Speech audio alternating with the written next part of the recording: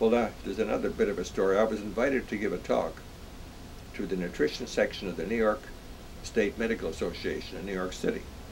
So I was there, and they gave me 18 minutes. They said, we have 18 minutes. I said, okay. There were about 20 people at a round table. And so I began to talk my presentation.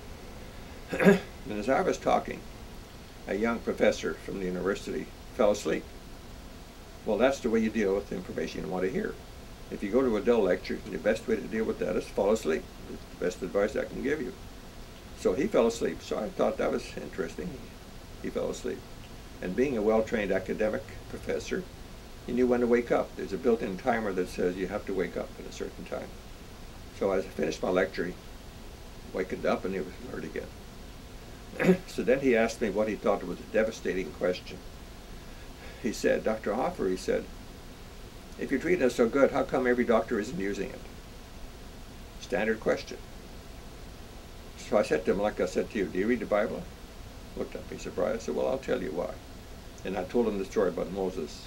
And I said to him, when doctors have been raised in freedom from the old ideas of the medical profession, then this idea will start to be accepted.